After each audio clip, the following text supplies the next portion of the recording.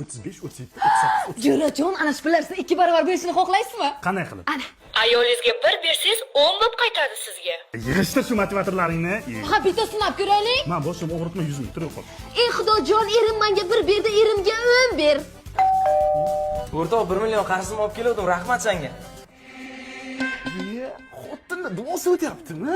Hurmatli haydovchi, to'xtash mumkin bo'lmagan joyda turibsiz, hujjatlaringizni taqdim etib oling. Aka, bitta telefon qo'ying. Allo, xotinga ishlab oldi, bitta duo qil. 100 ming beraman. Qani ilohi, amin. Tezroq keting. Kattalar keladi, o'ting tez-tezroq. Xotinlarga pul bersang, chin ko'ngildan duo qiladi-da.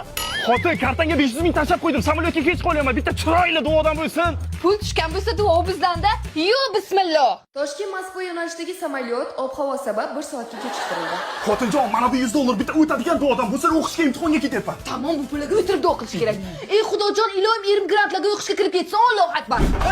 Qo'yim, tabriklar. Ering O'zbekistondagi eng yaxshi oliygoh Perfect universitetining bank ishi va moliya yo'nalishida grantga o'qishga kirdi.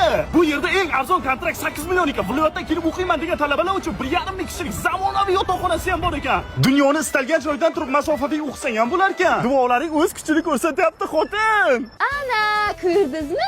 Erlar xotiniga pul berib ehson qilib tursa, xotinlar erini duo qilayveradi. Qarabsizki, ishlari o'z-o'zidan o'xshayveradi, Jo'rajon. 35, 37, 38. Jo'rajon, ana shu pullar sizga 2 barobar berishini xohlaysizmi? Qanday qilib? Ana.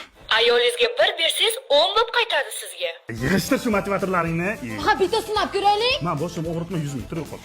Ey Xudojon, erim menga 1 berdi, erimga 10 ber. O'rtoq 1 million qarzim olib keldim, rahmat senga. Xotinni duosi o'tyaptimi? Hurmatli haydovchi, to'xtash mumkin bo'lmagan joyda turibsiz, hujjatlaringizni taqdim etib oling. Aka, bitta telefon qo'ying. Allo, xotinga ishlab oldi, bitta duo qil. 100 ming beraman.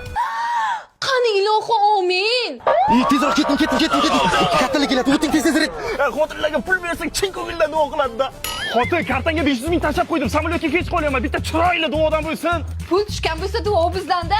Yo, bismillah. Toshkent Moskva yo'nalishidagi samolyot ob-havo sabab 1 soatga kechiktirildi.